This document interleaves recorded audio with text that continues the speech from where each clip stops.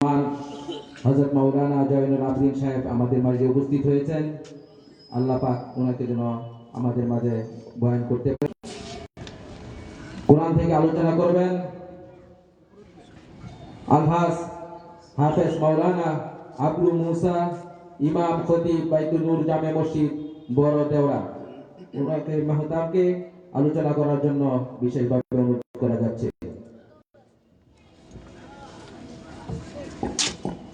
আসসালামু আলাইকুম ওয়া রাহমাতুল্লাহ।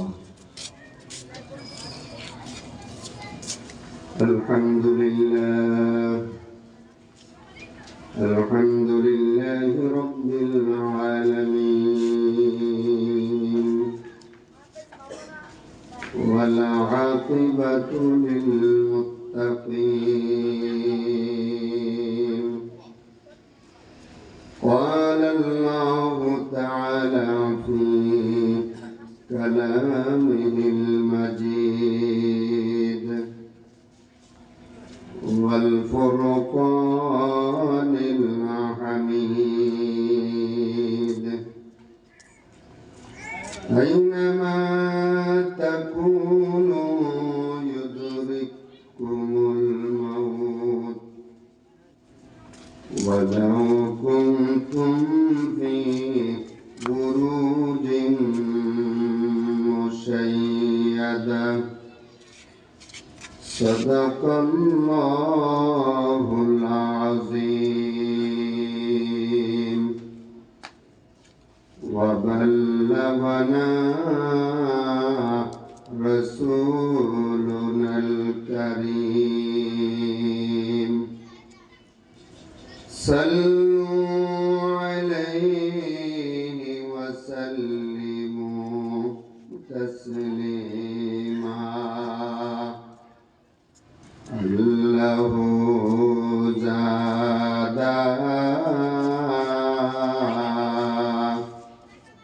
محمدا تعظيما صلى الله على محمد صلى الله عليه وسلم صلى الله على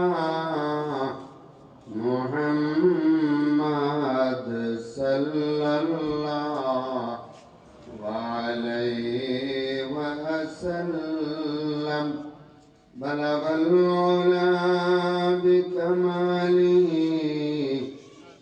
كشف الدجى بجماله حسنت جميع خصاله صلوا عليه وآله।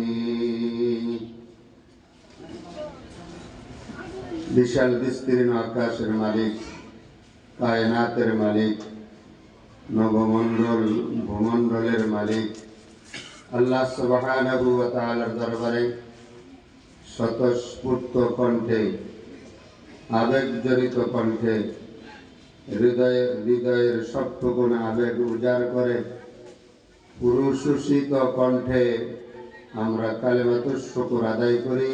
সবাই পড়ি আলহামদুলিল্লাহ। আমরা সবাই অস্থায়ী জগতের বাসিন্দা, কি বলেন ঠিক কিনা? অস্থায়ী এই দুনিয়াতে আমরা আসছি, বসছি, ক্ষমতা নাই। যদি মালিক আপনাকে আমাকে ক্ষমতা না দেয়, ওটার কোনো ক্ষমতা নাই। ভাইরা, সারা দুনিয়ায় আমাদের এই এলাকায় এমন একটা লোক আপনি খুঁজে পাবেন না যে যার বয়স 200 বছর হয়ে গেছে, অলরেডি 200 বছর হয়ে গেছে, এমন একটা লোক কি খুঁজে পাওয়া যাবে? এমন একটা লোক খুঁজে পাওয়া যাবে না যে 200 বছর পার হয়ে গেছে, আজরাইলকে দেখলেই খালি পালায়। এমন একটা লোক খুঁজে পাওয়া যাবে না। তো ভাইরা, মানুষ ইচ্ছা করলে কুরআনুল কারীমের সব কয়টা আয়াত অস্বীকার করতে পারে। আমার শায়েখ বলেন যে দুনিয়ার মানুষ কোরআনের ওই আয়াতটা অস্বীকার করার কায়দা কারো নাই, যে কুল্লু নাফসিন যায়িকাতুল মাউত। আমার ইচ্ছা থাকলেও মৃত্যু হবে, আর ইচ্ছা যদি না থাকে তাও মৃত্যু হবে। কি বলেন, ঠিক কিনা? ইচ্ছা যদি থাকে তাও মৃত্যু হবে, ইচ্ছা না থাকলেও আমার মৃত্যু হবে। তো ভাইরা, আপনি আর আমি যেমন হাট বাজার করতেছি, আপনি আর আমি চাকরি ব্যবসা কাজকর্ম করতেছি, আপনার আমার মতো কত লোক এই দুনিয়ায় ছিল যারা আপনার মতো আমার মতো ব্যবসা বাণিজ্য করেছে। তো এই মজমায় আজকের ওয়াজ মাহফিলে যারা বক্তৃতা দিবে এবং শ্রোতা হিসাবে যারা আসবে, তারা কি কিয়ামত পর্যন্ত থাকবে? কিয়ামত পর্যন্ত থাকবে। নতুন নতুন মানুষ আসবে, নতুন ভাবে আপনাকে ওয়াজ নসিহত করে আপনাকে শোনাবে। जिनके महलों में हजारों रंगों के फानूस थे, जिनके महलों में हजारों रंगों के फानूस थे, जारों के कब्र पर है और निशान बाकी नहीं। কত রাজা, কত বাদশা, শাহানশাহ, আমির উমারা এই জমিনে ছিল, যাদের বিল্ডিং ইমারত গুলো বড় মজবুত ছিল, যাদের ধমকে এই জমিন থর থর করে কাঁপত। আজকে সেই ক্ষমতাধর লোকেরা অন্ধকার কবরে চলে গেছে, তাদের কবরের উপর ঘাস গজাইয়া গেছে। দুনিয়ার গরু ছাগলে হাঁটিয়া হাঁটিয়া তাদের কবরের উপর পারাইয়া ঘাস খাইতেছে। মগার কবর থেকে সেই জানোয়ার গুলো তাড়ানোর ক্ষমতা আজ তাদের নাই। তো ভাইরা, আপনার আমার বেলায় এইরকম একটা অবস্থা হবে, এমন একটা দিন আসবে। এইভাবেই আল্লাহ তাআলা দুনিয়া সাজাই, কিয়ামত পর্যন্ত নতুন নতুন মানুষ আসবে, নতুন নতুন মুসল্লি হবে, মসজিদ মাদ্রাসা সুন্দর হবে। যারা সুন্দর করবে, যারা সুন্দর করছে মগার তারা থাকবে, মসজিদ দাঁড়ায় থাকবে, দুনিয়া থাকবে, কিন্তু আপনি আর আমি থাকবো না। এভাবেই আল্লাহ তাআলা দুনিয়ার সাথে ये चमने वही रहेगी और हजारों बुलबुली, ये चमने वही रहेगी और हजारों बुलबुली, अपने अपने बोलिया सब भूल कर उड़ जाएगा। আজকে আমি বলতেছি এই বাড়িটা আমার, এই বিল্ডিংটা আমার। একদিন দেখা যাবে আমার বাড়ি, আমার গাড়ি, আমার বিল্ডিং, আমার ইমারত সব থাকবে, মগর আমি থাকবো না। ঠিক না? আমি থাকবো না, আমি চলে যাব। ये चमने वही रहेगी और हजारों बुलबुली, ये चमने वही रहेगी और हजारों बुलबुली, अपने अपने बोलिया सब भूल कर उड़ जाएगा। আজকে আমি বলতেছি এই বাড়িটা আমার, এই চৌহদ্দিটা আমার। একদিন দেখা যাবে আমার গাড়ি, আমার বাড়ি, আমার ইন্ডাস্ট্রি, আমার ব্যাংক ব্যালেন্স সব থাকবে, মগার আমি থাকবো না। এইভাবেই আল্লাহ তাআলা দুনিয়ার সাথে, দুনিয়াকে আমরা যতই ভালোবাসি, দুনিয়া আমাকে ভালোবাসে না, দুনিয়া আমাকে মহব্বত করে না। দুনিয়া যদি আমাদেরকে ভালোবাসতো, দাদা মরতো না, দাদার দাদা মরতো না। কি বলেন, ঠিক না?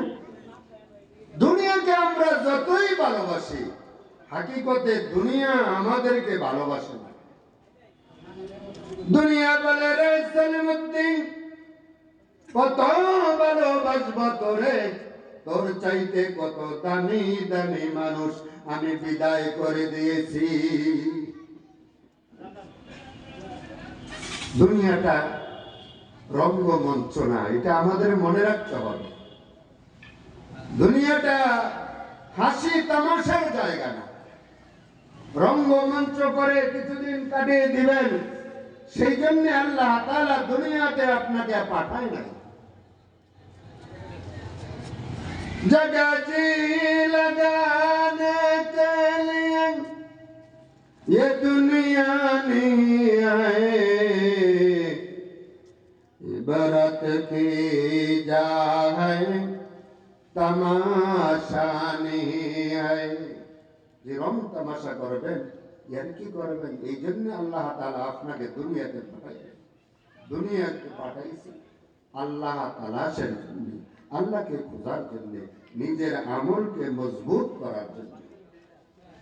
তো ভাইরা, একদিন তো চলে যাব, বাস্তব সত্য কথা। আগামী দিন সূর্য উঠবে পূর্ব দিগন্ত থেকে, যেমন সত্য কথা। আজ হোক কাল হোক, একদিন না একদিন এই দুনিয়া আমার ছাড়াই লাগবে, ঠিক না? এই দুনিয়া একদিন ছাড়তেই হবে। আদম নবী 1000 বছর হায়াত পেয়েছেন, আজকে 8500 বছর কবরে।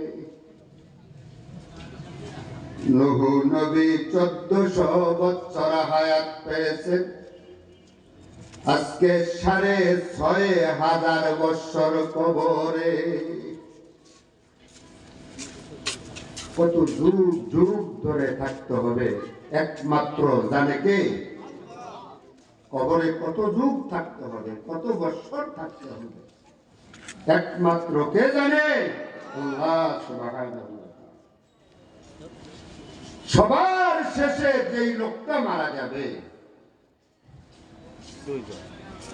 সবার শেষে যেই লোকটা মারা যাবে, মদিনার একটা লোক, সেও 40,000 বছর কবরে থাকবে। তাহলে সবার শেষে যে মারা যায়, সে যদি 40,000 বছর কবরে থাকে, আপনার আমার কোনো হিসাব আছে? হিসাব নেই। কত যুগ যুগান্তর চলে যাবে, কত রাজার রাজত্ব কাল চলে যাবে, হতভাগা কবরবাসীর জীবনের শেষ হবে না। যুগ যুগ ধরে আপনাকে কবরে থাকতে হবে। কুজা নমরুদ, কুজা ফিরআউন, কুজা मूसा शुद्ध हमार, आईने शाहे और काते कुजा तख्ते सुलाइमान। কত দামি দামি মানুষ, নমরুদ, ফেরাউন, হামান নিজেকে খোদা বলে পর্যন্ত দাবি করছে। সেই খোদারা কি এখন আছে? কখন, কোন জায়গায়, কি অবস্থায়, কিভাবে তার মৃত্যু হবে, এই খবর কেউ জানে না, কেউ জানে না। মৃত্যুর খবর যখন আমাদের জানা নাই, তাহলে বেশি বেশি করে মৃত্যুর কথা স্মরণ রাখা দরকার না? বলেন, স্মরণ রাখার দরকার কিনা? যার কোনো গুনাহ ছিল না, আপনার আমার নবী মুহাম্মাদুর রাসূলুল্লাহ সাল্লাল্লাহু আলাইহি ওয়াসাল্লাম, যিনি দৈনিক শতবার মৃত্যুর মোনাকাবা করতেন, মৃত্যুকে ইয়াদ করতেন। যার কোনো গুনাহ ছিল না, তিনি যদি এতবার মৃত্যুর কথা স্মরণ রাখতে পারে, তাহলে আমাদের কি স্মরণ রাখা দরকার না? हमेशा मुल्के आदम के लिए बने रहो सफारे, उधर से पैकी का जाजब लेने आए चलो, उधर से पैकी का जाजब लेने आए चलो। মানুষ কখন কোথায় কোন জায়গায় কি অবস্থায় কিভাবে তোর মৃত্যু হবে, এই কথাটা যখন তোর জানা নাই, বেশি বেশি করে মৃত্যুর কথা স্মরণে রাখিও। হযরত আলী রাদিয়াল্লাহু তাআলা আনহু ওয়াজ করতেন, ইজা হামালতা ইলাল কুবুরি জানাজাতান ফাআলাম বিআন্নাকা বাদাহা মাহমুলু। রে দুনিয়ার মানুষেরা, তোমার ভাই ব্রাদার মারা গেলে পরে, তোমার আত্মীয় আপনজন মারা গেলে পরে, তোমার বন্ধু বান্ধব মারা গেলে পরে, তুমি যেমন করে গরম পানি করিয়া তারে জনমের দুলা সাজাইয়া গোসল করাইয়া কাপন পরাইয়া জানাজার নামাজ পড়াইয়া কবরের পার পর্যন্ত পৌঁছায়া দাও, রে আল্লাহর বান্দা রে, এই কথাটা তুমি স্মরণ রাখিও। তোমার বন্ধু বান্ধব যেমনি ভাবে তোমারে বিদায় করে দিয়েছে, এমন একটা দিন আসবে রে, তোমার আপনজনেরা তোমারে বিদায় করে দিবে।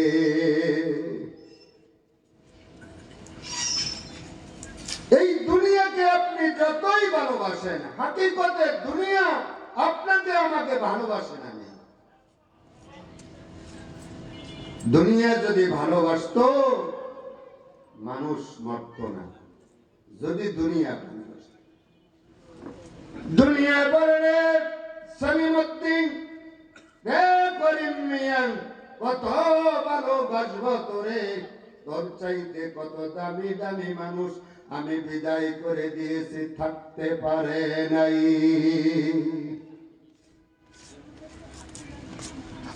একজন তো আল্লাহর সাথে চ্যালেঞ্জ পর্যন্ত করছে যে আল্লাহর তৈরি জান্নাতে যাবে না, আল্লাহর তৈরি জান্নাতে যাবে না, নিজে জান্নাত তৈরি করছে, নাম তার সাদ্দাত।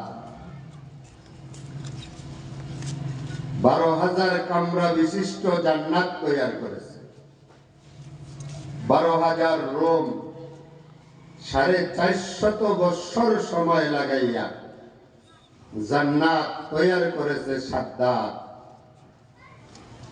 উদ্বোধনী দিনে সে জান্নাত দেখার জন্য যখন উদ্বোধন করার জন্য ঘোড়ার পিছকে চড়ে তার তৈরি জান্নাতের গেটের দরজায় যখন দাঁড়িয়ে গেছে, একটা পাও নামাইছে, দ্বিতীয় পাওটা এখনো নামাইতে পারে নাই।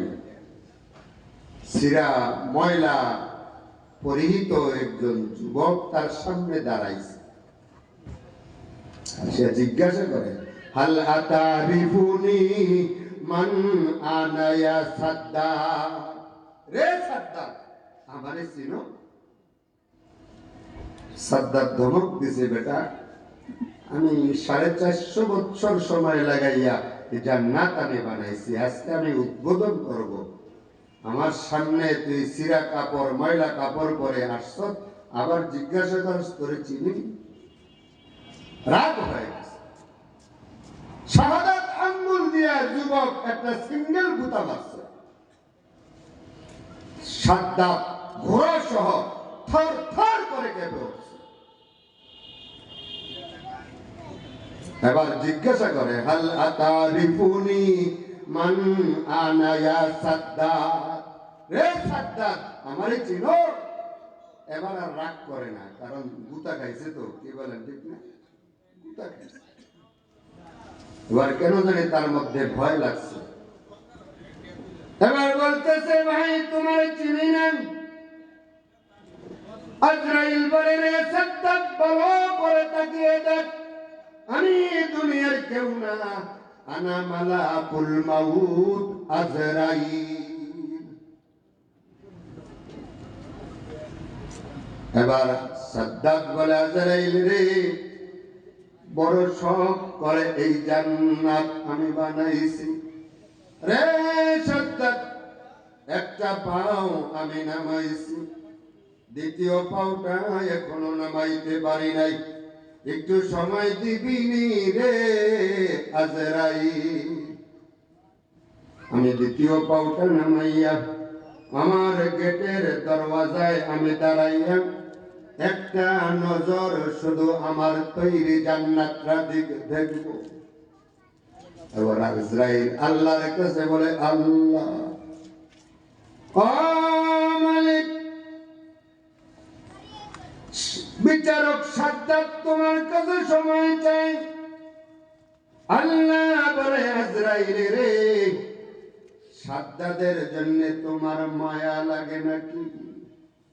সাদ্দাদের জন্য কি তোমার মায়া লাগে? এবার আজরাইল বলে আল্লাহ তুমি তো আমার অন্তরে মায়া মহব্বত কিছুই দাও নাই, কিন্তু আজকে সাদ্দাদকে দেখে কেন জানি মায়া হয়, কেন জানি মায়া লাগে। আল্লাহ তাআলা বলেন রে আজরাইল মনে করে দেখো জীবনে আর কখনো কারো জন্য তোমার মায়া লাগছিল কিনা? ওই আল্লাহ আরেকটা বাচ্চার জন্য আমার মায়া লাগছিল গো আল্লাহ। গভীর সমুদ্রের মধ্যে যখন জাহাজ ডুবে যায়, সব নাবিকেরা মারা যায়, ওই জাহাজের মধ্যে একটা মহিলা ছিল, তক্তের উপর মহিলাটা বাসতেছিল। তক্তের উপর যখন মহিলাটা বাসতেছিল, ওই তক্তের উপরে মহিলাটা একটা বাচ্চা প্রসব করে। বাচ্চাটা যখন প্রসব করে, তুমি আল্লাহ বলেছিলে আজরাইল রে এই বাচ্চাটারে তক্তের উপর শুয়াইয়া তার মায়ের জান কবজ করিয়া নাও। কত নিঠুর নিদয়া প্রভু গো তুমি, সেদিন ওই বাচ্চাটার জন্য আমার বড় মায়া লাগছিল। আমি ভাবছিলাম আল্লাহ এই বাচ্চাটার যদি জান কবজ করি, এই তার মায়ের জান যদি কবজ করি, কেমনি ভাবে এই বাচ্চাটা বাঁচবে, কে তার দুধ পান করাবে, এই নদীর মধ্যে কেমনে সে বাঁচবে? আজরাইল বলেন আল্লাহ বলে আজরাইল রে ওই বাচ্চার কথা যদি তোর স্মরণ থাকে রে আজরাইল, আর দেরি করিস না। ওই দিনের ওই বাচ্চা ছিল রে আজকের এই সাদ্দাদ। আল্লাহ, ওই বাচ্চাটাই ছিল এই সাদ্দাদ। তার মা যখন মারা গেছে, আমি তক্তকে বাসাইয়া বাসাইয়া গভীর জঙ্গলে নিয়ে গেছি। জঙ্গলের ভিতরে যখন জঙ্গলের কিনারে যখন চলে গেছে, বাঘিনী তার বাচ্চা মারা গেছে। সাদ্দাদকে দেখে বাঘিনীর অন্তরে মায়ের মহব্বত পয়দা হয়েছে। আমি আল্লাহ বাঘিনীর অন্তরে মায়ের মহব্বত পয়দা করে দিয়েছি। অমনি বাঘিনী তার দুধ বাদশাহ সাদ্দাদের মুখের পরে লাগাইলে চুপ চুপ করে সাদ্দাদ দুধ পান করতে শুরু করেছে। একদিন না, দুই দিন না, তিন দিন না, একাধারে বাঘের পালের মধ্যে রাখিয়া 13টি মাস বাঘের দুধ পান করাইয়া আমি আল্লাহ তারে তিল তিল করে বড় করেছি। আজকে সেই চ্যালেঞ্জ করেছে, আমার তৈরি জান্নাত যাবে না, আমি তার জান্নাত দেখতে দেব না। আজরাইল বলে, রে সাদ্দাত, এবার তোর পরিচয় আমি পেয়েছি, মুহূর্ত দেরি নয়, এখনই তোর জান কবজ হয়ে যাবে।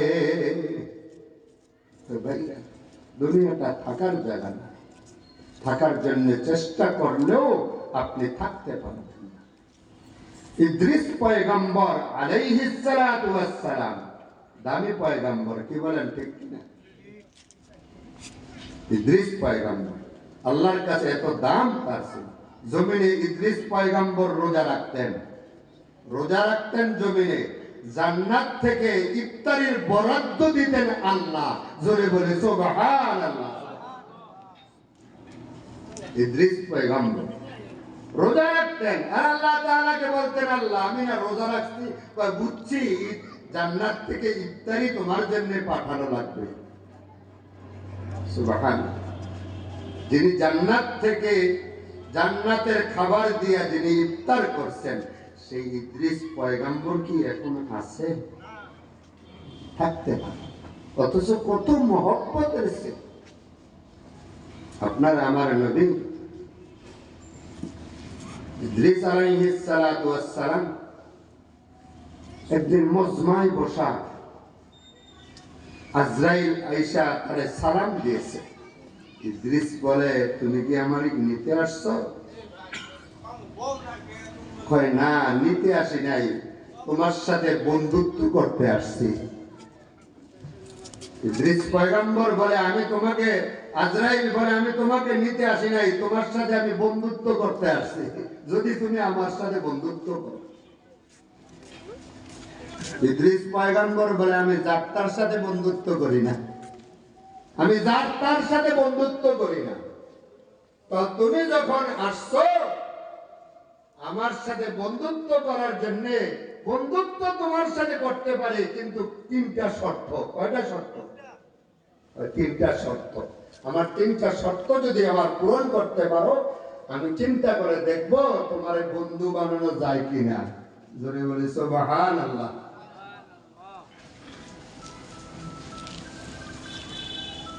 এবার আজরাইল কয়, আল্লাহ কার সাথে দুস্তি করার জন্য আসলাম? শর্ত দিছে, ওই শর্ত যদি পূরণ হয় তাহলে নাকি আমার সাথে বন্ধুত্ব করবে। আল্লাহ কয়, শুনো তাহলে কি শর্ত দেয়? কয়, 1 নম্বরে তুমি তো মালাকুল মাউত আজরাইল, আমারে মাইরা দেখানো লাগবে। আমার শখ হয়েছে, তুমি আমারে মারবা, আবার জীবিত করবা। আজরাইল কয়, এটা কি সম্ভব? আমি কি আল্লাহর কাছে না জিজ্ঞাসা এই কাজ করতে পারি? ঠিক আছে, আল্লাহর কাছে জিজ্ঞাসা করো। এবার জিজ্ঞাসা করে আজরাইল, আল্লাহ কার সাথে বন্ধুত্ব করতে আসলাম? শর্ত দিছে, 1 নম্বরের শর্ত, এর মাইরা দেখানো লাগবে। আল্লাহকে মারো, কিন্তু আবার সাথে সাথে বাঁচাই দিবা, আবার রুহুটা ফিরিয়ে দিবা আল্লাহর হুকুমে। জোরে বলে সুবহানাল্লাহ। পারমিশন পাইছে, রুহুটা টান দিয়ে বের করছে, আবার ঢুকিয়ে দিছে। ইদ্রিস নবী নড়াচড়া দিয়া বসছে। 1 নম্বর শর্ত আমার আদায় হয়েছে। 2 নম্বরে আরেকটা শর্ত, আমারে জাহান্নাম দেখানো লাগবে। এটা তো আরো বেশি বেকায়দা। এর দেখানোর জন্য তো আল্লাহর কাছে পারমিশন চাওয়া লাগবে। আজরাইল বলে, আল্লাহ তোমার বন্ধু ইদ্রিস এবার জাহান্নাম দেখতে চায়। জাহান্নামে যে ঢুকাবি, আমার ইদ্রিস যেন জইলা পইরা না যায়, তাড়াতাড়ি ঢুকাবি আর বের করবি, ঢুকাবি আর বের করবি। জোরে বলে সুবহানাল্লাহ। ঢুকাইছে আর বের করছে। 2টা শর্ত আমার আদায় হয়েছে, বাকি রয়েছে কয়টা? এবার একটা শর্ত। এবার কি আমার জান্নাত দেখানো লাগবে। প্রথমে মৃত্যু ঘটাইছো না, আমার খুব কষ্ট হয়েছে। বলেন কি, আপনার সাথে আমি দুস্তি করব বিদায় এত এহসানের সহিত আপনার জান কবজ করছি, বলার মতো না। ইদ্রিস পয়গম্বর বলেন, বন্ধু হইয়া আমার জান কবজ করেছ এহসানের সহিত, এবার আমার জবান থেকে শোনো, একটা বকরিকে জবাই করা ছাড়া যতটা তার চামড়াটা খুলতে যতটা না কষ্ট হবে, তার চাইতে বেশি কষ্ট আমি ইদ্রিস পেয়েছি।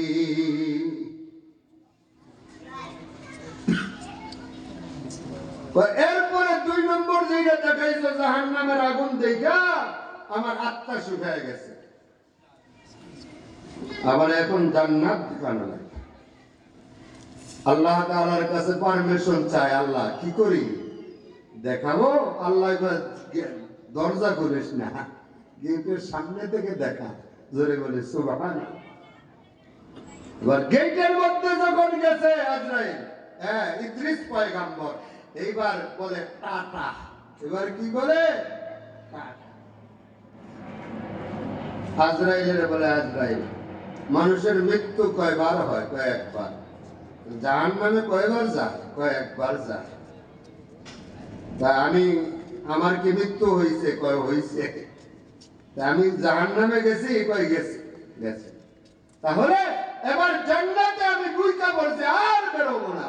টাটা। এবার টাটা বলতেছে। আজরাইল নিরুপায় হয়ে ফিরে আসছে। থাকতে দে, আমার বন্ধু ইদ্রিসকে জান্নাতের দরওয়াজার মধ্যেই থাকতে দে। আল্লাহর নবী যখন, আপনার আমার নবী যখন মেরাজে গিয়েছিলেন, দেখতেছে ইদ্রিস নবী জান্নাতের বারান্দা দিয়ে খালি দূর করতেছে।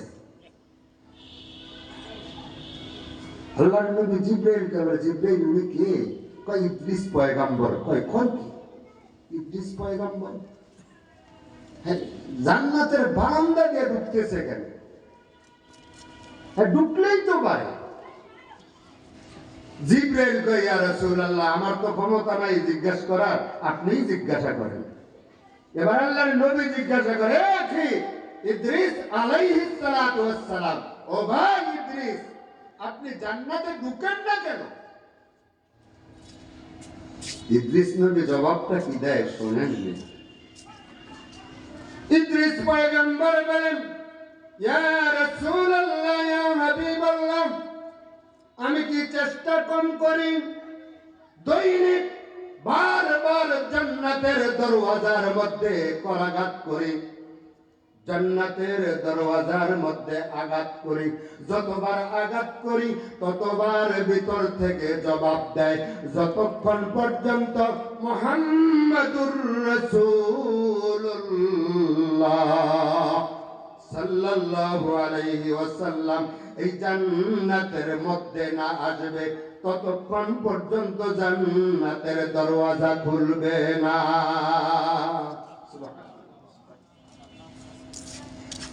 সেই দামি নবীর উম্মত আমরা, কি বলেন ঠিক কিনা?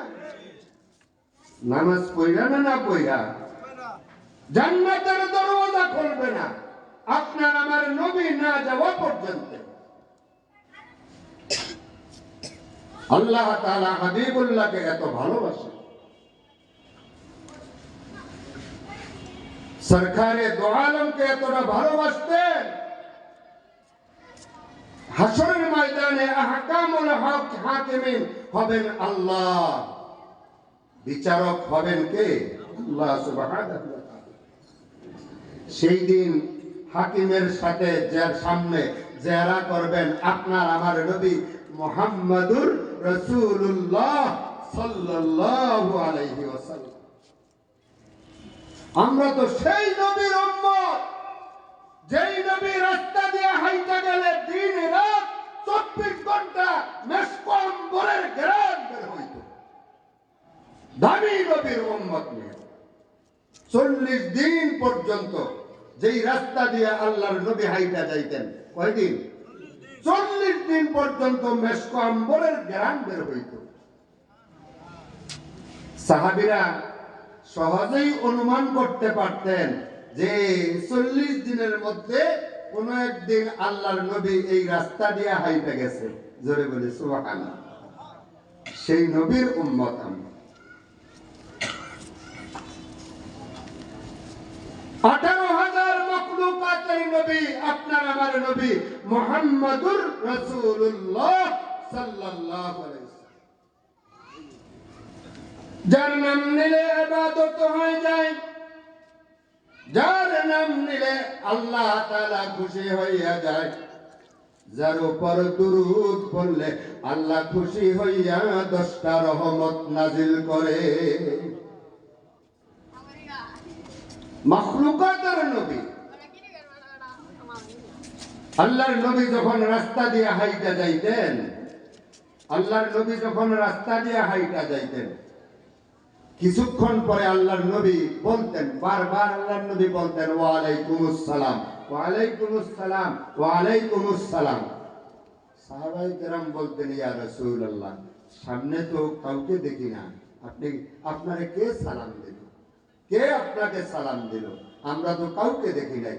কয় জমিন আমাকে সালাম দেয়, আকাশ আমাকে সালাম দেয়, গাছপালা তরুলতা আমাকে সালাম দেয়, পশু পাখিরা আমাকে সালাম দেয়, ইনসান জিন ইনসান আমাকে সালাম দেয়।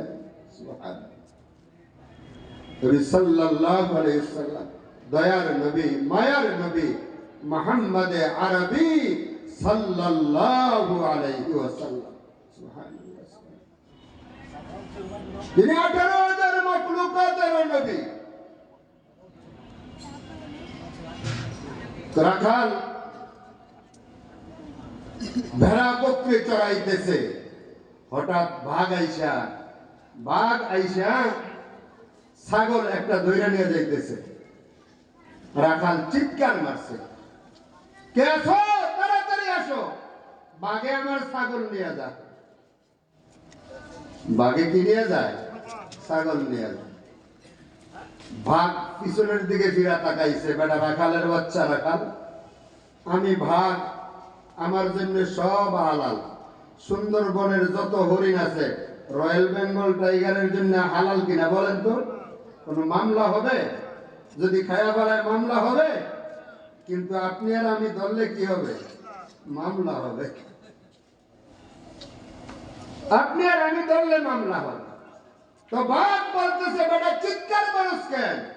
আমার যারে ইচ্ছা তারে ধরবো, যারে ইচ্ছা তারে খাবো।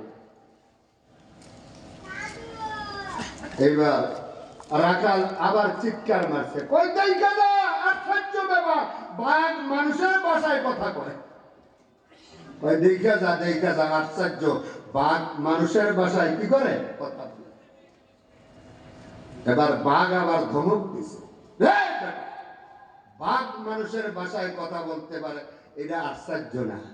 আল্লাহ ক্ষমতা দিছে বিদায় আমি কথা বলতে পারতেছি, এটা আশ্চর্য কিছু না। আশ্চর্য কিছু যদি দেখতে যাও, যদি কিছু দেখতে চাও, মদিনায় চলে যাও। দেখো মদিনার পয়গম্বর বৈশা এই দিনের দাওয়াত দিতেছে।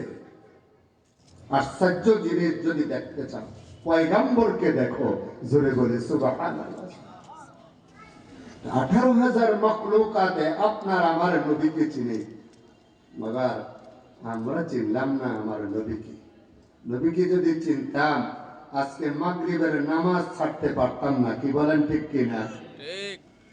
নবীকে যদি বুঝতাম, নবীকে যদি চিনতাম, মাগরিবের নামাজ আমরা ছাড়তাম না। আমরা এখানে যারা উপস্থিত আছি, সবাইকে মাগরিবের নামাজ পড়ছি? বলেন, সবাই পড়ছি? কেউ পড়ছি, কেউ পড়ি নাই, ঠিক না? কিন্তু একটা আশা নিয়ে বসে আছে যে আল্লাহ সবাইরই মাফ করে দিবে। আল্লাহ ইচ্ছা করলে পারে না? অবশ্যই পারে। তো ভাইরা, আমরা তো সেই নবীর উম্মত, যেই নবীর উম্মত হওয়ার জন্য বনি ইসরাইলের নবীরা পর্যন্ত আফসোস করেছে, দরখাস্ত করেছে। দানিয়েল আলাইহিস সালাতু ওয়াস সালাম একজন পয়গম্বর ছিলেন, নবী ছিলেন, হযরতে দানিয়েল আলাইহিস সালাতু ওয়াস সালাম। আল্লাহর কাছে দরখাস্ত করে, আল্লাহ আমার আগে কত নবীরাই তো দরখাস্ত করছে আখির নবীর উম্মত হওয়ার জন্য, আমার দরখাস্ত তো তাদেরটাই কবুল হয় নাই, আমারটা কি আর কবুল হবে? তা আমি একটা আজব দরখাস্ত করি, সেই নবীর উম্মতের হাতে আমার দাফন কাফন যেন হয়। দোয়া করছে আল্লাহর কাছে, ওই নবীর হয়তো বা সাক্ষাৎ পাবো না, তবে নবীর উম্মতের হাতের ছোঁয়া আমি দানিয়েল পাইতে চাই। আল্লাহর নবী ভবিষ্যৎবাণী বলে গেছেন, উমরের ফারুক রাদিয়াল্লাহু তাআলা আনহুকে বলছেন, উমর রে, আমার অনুপস্থিতিতে হযরত দানিয়েল আলাইহিস সালাতু ওয়াস সালামের কফিন তোমরা পাবে, আরে দেখলে তারে কবর দিও, তারে মাটি দিও, তার জানাজার নামাজ পড়াইও। সুবহানাল্লাহ। আবু মুসা আশআরী রাদিয়াল্লাহু তাআলা আনহু, যিনি সেই সময় দামেস্কের গভর্নর ছিলেন, আবু মুসা আশআরী, উমরে ফারুক রাদিয়াল্লাহু তাআলা আনহু তখন আমিরুল মুমিনিন। আবু মুসা আশআরী চিঠি লিখছে, ওগো উমরে ফারুক, ওগো আমিরুল মুমিনিন, হযরত দানিয়েল আলাইহিস সালাতু ওয়াস সালামের সন্ধান আমরা পেয়েছি। জোরে বলে সুবহানাল্লাহ। তাদের হকে আবু মুসা আশআরীর নেতৃত্বে হযরত দানিয়েল আলাইহিস সালাতু ওয়াস সালামের কবর হয়েছে। জোরে বলে সুবহানাল্লাহ। সেই হাজার হাজার বছর আগে ইন্তেকাল করেছে, কবর হয়েছে কখন? উমরে ফারুক রাদিয়াল্লাহু তাআলা আনহুর শাসন আমলে, দোয়ার বদৌলতে, আপনার আমার নবীর দোয়ার বদৌলতে। বলছে নবীর উম্মতের হাতের ছোঁয়া পাইতে চায়। আল্লাহর নবীর হাতের ছোঁয়া, এই হাত দিয়া বরকতের জন্য কারো জন্য দোয়া করে দিতেন, বরকতে ভরপুর হয়ে যাইত। জোরে বলে সুবহানাল্লাহ। সাহাবী জাবের রাদিয়াল্লাহু তাআলা আনহু যায়া বলতেছে, ইয়া রাসূলুল্লাহ, আমার বিবি আপনারে দাওয়াত করছে, আমার বিবির বাড়িতে আপনার দাওয়াত। আল্লাহর রাসূল বলে, যাবে শুধু আমারই দাওয়াত করলাম? আল্লাহর রাসূল বলছে, আমারই কি দাওয়াত করছো? কয়, ইয়া রাসূলুল্লাহ, রুটি 2টা বা 3টা, 2জন বা 3জনের খাবার হবে, এর বেশি আর হবে না। আল্লাহর রাসূলের সংবাদ পাইয়া আসহাবে সুফফা সহ শত শত সাহাবীদেরকে দাওয়াত করেছেন। সুবহানাল্লাহ। কর্মিয়া শত শত সাহাবীদেরকে দাওয়াত করেছেন, এই তোমরা চলো, আমরা সবাই জাবেরের বাড়িতে দাওয়াতে যাই। জাবেরের বিবি জানালাটা ফাঁক দিয়া দেখে, সর্বনাশ, খানা পাকাইছে একজনের জন্য বা 2জনের জন্য, লোক আসতেছে শত শত। আল্লাহ জাবেরের স্ত্রী জাবেরকে ডাকলেন, এই জাবের, স্বামী কয়জনের দাওয়াত দিচ্ছেন? নবীরে তো দাওয়াত দিছিলাম।